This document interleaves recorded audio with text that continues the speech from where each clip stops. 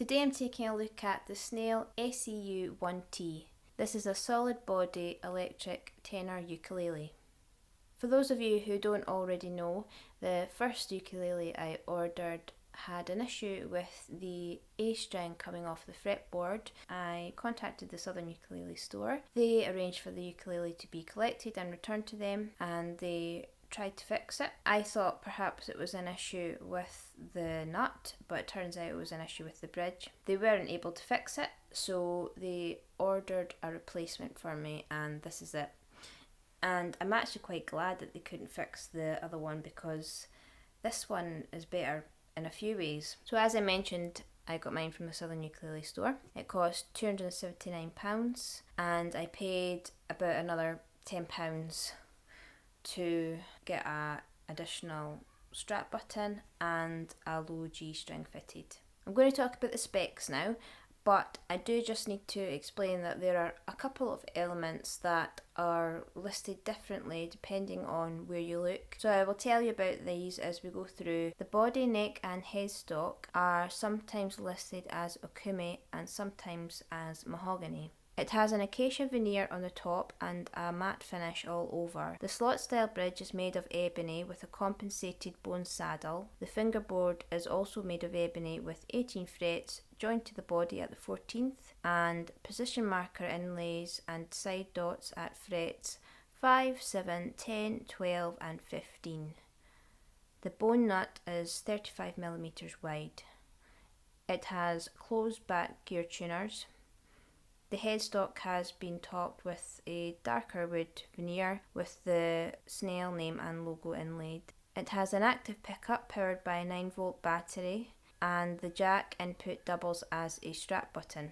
The strings it comes with are sometimes listed as D'Addario clear nylon and sometimes as clear fluorocarbon. A gig bag is included, which is slim to suit the ukulele's body. It is lightly padded and has a zip front pocket, a side carry handle and a single adjustable strap. The ukulele is also available in a concert scale or with a maple veneer instead of the acacia. Now, regarding those differences in the specs, it could be that mahogany and okume can be quite similar in appearance, and that's where the mix-up has been. Now, these feel like a thicker gauge than the fluorocarbon strings I'm used to playing. They feel a bit more like nylon to me. I haven't played nylon strings in a long time, and as I can't find this information one way or another online, I don't want to confirm that 100%. I'm just giving you my observations, and you can draw your own conclusions as well. I'm going to insert some sound samples now. I will label what they are as they come up so you know.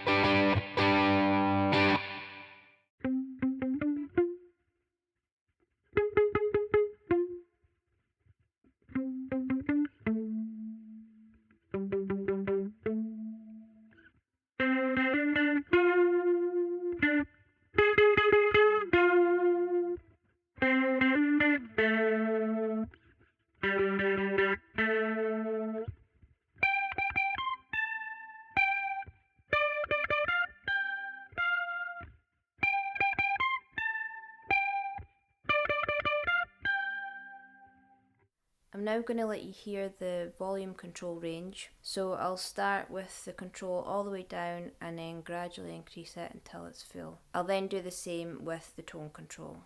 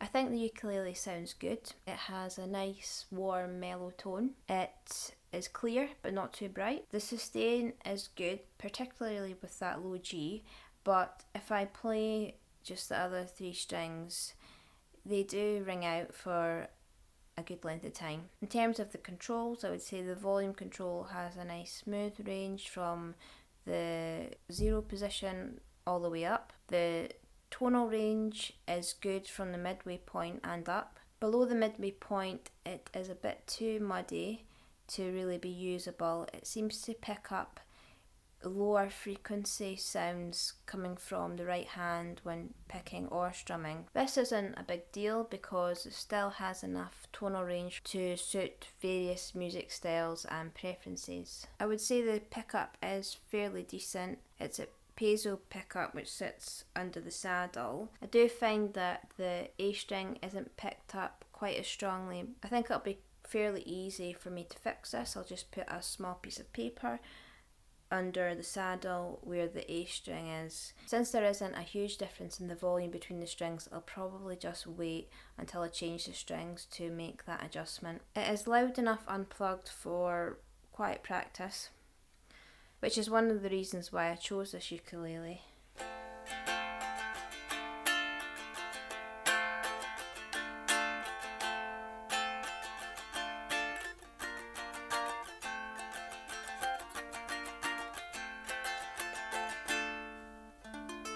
Another reason is I wanted to be able to record without having to use a mic and worrying about external noise interrupting my recordings, which I'm worrying about just now because there's planes and cars and children and animals just all making noises, so apologies if you can pick any of that up. And the reason I picked this electric ukulele over the steel strung ones is because I wanted a more traditional ukulele sound. I have electric guitars, so I can use them for that kind of sound with the steel strings if I want to, but this one both looks traditional and feels traditional, and as someone who plays a lot of classical music, this is ideal.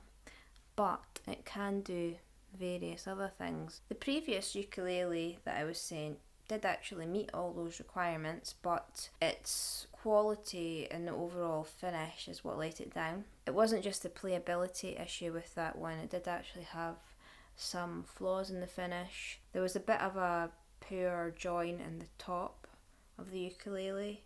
It had a tiny chip in the headstock, a couple of wee flaws here and there, mostly quite minor things. The other thing is if I move my hand along the back of the neck, I could feel a couple of sort of bumps and dips. It just hadn't been finished off properly. This one is finished so much nicer. So there's no ugly join in the top of the wood. There's not any chips, anything like that. The wood is nicer in appearance. Nice, quite dark. The neck on this one is quite interesting to look at as well. There are a couple of minor flaws. So there's a couple of spots on the frets that I think is just maybe like a tiny touch of glue, like tiny amount. And then the binding at the top of the fretboard could be a little bit neater. There's just a tiny amount of gapping here and there along the top. But you have to really look for it. It doesn't affect playability, which is the main thing really. The only other thing is that the fretboard and the bridge looked a little bit dry, so I just conditioned them with a little bit of Axe wax. And it's made them stand out better and feel a bit nicer to touch as well. But that's just a maintenance thing, which is to be expected with a type of wood like ebony. So no sharp frets at all, no weird bumps on the back of the neck on this one. The neck profile is quite slender, which is to my preference. I like the sloped edges of the bridge. If I rest my hand there, it's really comfortable. It sits in there just perfectly. And the slot style of the bridge means it's easy and quick to change the strings as well. Being a solid body ukulele and an electric ukulele, it is going to be body heavy. That's to be expected really. But I can play it quite comfortably sitting down. And if I'm standing up, I can put a strap on. So overall, I'm really happy with this ukulele. This feels like it was meant for me rather than that other one. It's nice to play, it sounds good, and it meets my requirements of what I wanted and what I expected when I chose an electric ukulele. So I hope you haven't heard too much of the external noise that's been going on while I've been filming this video. I will try and edit out as much as I can. I hope you have found this one useful or at least interesting. Thank you very much for watching, and I hope to see you again soon.